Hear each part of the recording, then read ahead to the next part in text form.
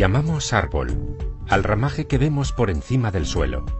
Sin embargo, la parte más poderosa de este ser vivo se encuentra bajo tierra, aunque los humanos nos beneficiemos de su copa. Los árboles aumentan nuestra vibración, haciéndonos sentir bien, tanto física como psíquicamente. Si paseamos frecuentemente por los frondosos bosques, podemos llegar incluso a sanar de muchas enfermedades. La doctora Susan Simard, de la Universidad de Columbia Británica, lleva más de 30 años investigando cómo se comunican los árboles. Demostró que aquellos que son de la misma especie interactúan entre ellos y se ayudan a sobrevivir. Cuando paseamos por un bosque, vemos un conjunto de árboles, pero es mucho más de lo que percibimos con nuestros ojos, ya que bajo tierra existe un mundo de infinitos caminos biológicos que conectan a los árboles entre ellos y les permiten comunicarse y comportarse como un solo organismo. Esto nos lleva a pensar en la existencia de algún tipo de inteligencia desconocida. Susan y su equipo descubrieron que hay una red por debajo del suelo que se extiende por todo el bosque. Un puñado de tierra puede contener kilómetros de diminutos hilos. Estos hilos son micelios, es decir, raíces de hongos que tienen una simbiosis con las raíces de los árboles. Bajo tierra, las raíces se juntan con los hongos.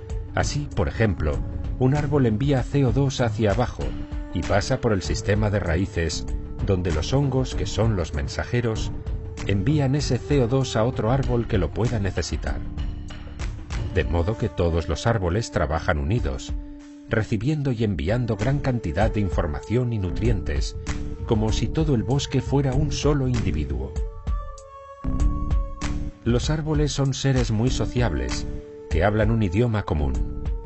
No son competidores con los de su misma especie, por el contrario, se apoyan los unos a los otros, ya que tienen desarrollada una conciencia de grupo muy elevada. Esta teoría también es apoyada por la bióloga Susan Dudley de la Universidad de McMaster, que descubrió que la planta Impatiens pallida, cuando está rodeada de los de su misma especie, dedica menos energía a expandir sus raíces y ocupan poco lugar, pero cuando no lo está, expande sus raíces lo más rápido posible, extendiéndose a un área mayor. Según Susan Simard, los árboles tienen sentimientos y pueden vivir emociones de dolor o miedo. Si uno de ellos es atacado por un insecto o por el hombre, avisa a los demás para que estén preparados frente a la amenaza. El químico y zoólogo estadounidense David Rhodes infectó un bosque de sauces con unas orugas tóxicas, con la intención de que estos árboles se protegieran de ellas. Para defenderse, el sauce elevó el ácido clorogénico, que es tóxico para las orugas, y éstas murieron. Lo curioso fue que un grupo de sauces cercanos, que no había sido infectado por estos insectos, también elevó su nivel de ácido clorogénico ante un posible ataque. Esto demostró que hubo algún tipo de comunicación entre los sauces. Algo muy similar sucede con las acacias. Las jirafas mordisquean sus hojas tan solo un momento, y enseguida lo dejan, porque saben que estos árboles, cuando se sienten atacados, generan taninos que son mortales para los herbívoros. Y no solo eso, las jirafas ya no pueden comer de ningún árbol de ese bosque, porque todos a la vez empiezan a generar ese tóxico, demostrando que hubo algún tipo de comunicación. Ya hace 20 años, otro científico, el francés Paul Carot, observó que los robles que eran atacados por orugas segregaban más dosis de taninos con el fin de matar a las larvas. Curiosamente, para alejar a sus competidores vegetales, el nogal utiliza las hojas que caen de él, que al descomponerse segregan un tóxico. También, la doctora Susan Simard habla de los árboles madre. Dice que son aquellos árboles grandes y antiguos que atraen nuestra mirada cuando entramos en un bosque, y curiosamente, están conectados con todos los árboles a su alrededor, aunque sean de diferente especie. Estos árboles, Cuidan de sus retoños como una gran familia. Se produce una transferencia de recursos e información de los más ancianos a los más jóvenes. Es una pena que las prácticas de tala existentes ignoren el papel de los árboles madre de transmisión de conocimiento a la nueva generación. Los ecosistemas de los bosques son muy complejos. A través de varios experimentos, se está empezando a descubrir que el sistema de raíces de los árboles, y en general los bosques, son como nuestro cerebro. El cerebro humano se compone de neuronas y axones. Las neuronas se relacionan físicamente, pero también metafísicamente, porque se envían mensajes y dependen las unas de las otras. Por otro lado, Stefano Mancuso, profesor de la Universidad de Florencia, es una de las máximas autoridades mundiales en neurobiología vegetal. Mancuso considera que las plantas son seres muy inteligentes. Para él, la inteligencia es la capacidad que se tiene de resolver problemas, y las plantas lo hacen muy bien. Creó el Laboratorio Internacional de Neurobiología Vegetal, en el que él y su equipo llevan 10 años investigando. Está convencido de que las plantas son la base de la vida del hombre, porque son la conexión entre el Sol y la Tierra. La energía solar que nos llega es atrapada por las plantas, y éstas consiguen transformarla en energía química, en azúcar, que es lo que los seres humanos necesitamos para poder vivir. Sin las plantas, nosotros no tendríamos energía, por lo que no podríamos vivir.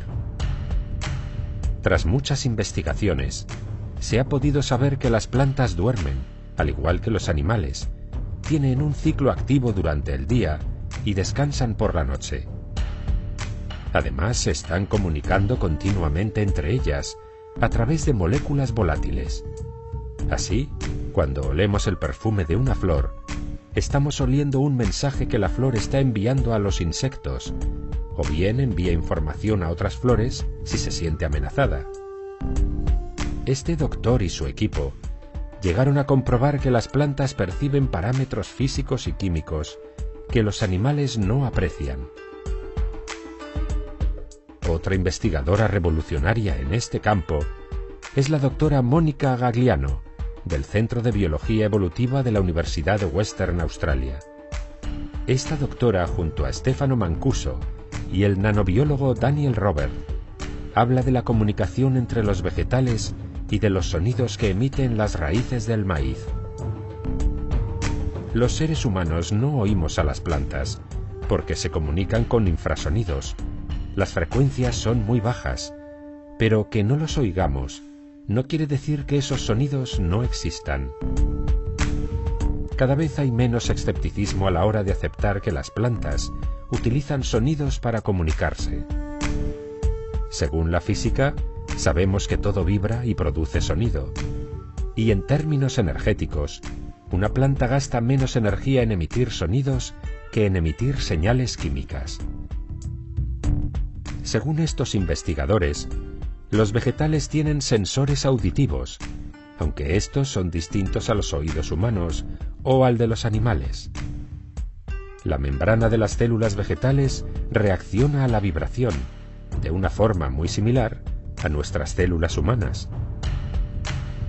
Un equipo de investigación de la Universidad de Oxford descubrió que el césped y las plantas de guisantes pueden saber cuándo las plantas vecinas empiezan a tener escasez de agua, y entonces deciden cerrar los poros de sus hojas, aunque no les falte el agua. Al cabo de unas horas, si notan que la sequía no ha llegado hasta ellas, los vuelven a abrir. Otro curioso experimento lo hizo en 1966 Cliff Baxter, un agente de la CIA experto en la famosa máquina de la verdad o polígrafo. Se le ocurrió conectar el aparato a la hoja de una planta de su oficina, y para su asombro, Baxter vio que en el polígrafo apareció una línea recta, algo que él conocía bien de sus muchos interrogatorios. Pero el polígrafo no registraba nada más que eso, una inactiva línea recta. Baxter se empezó a preguntar cómo podría hacer reaccionar a la planta. ¿Tendría sentimientos? Pensó que las personas muestran esas reacciones en el polígrafo cuando se sienten amenazadas.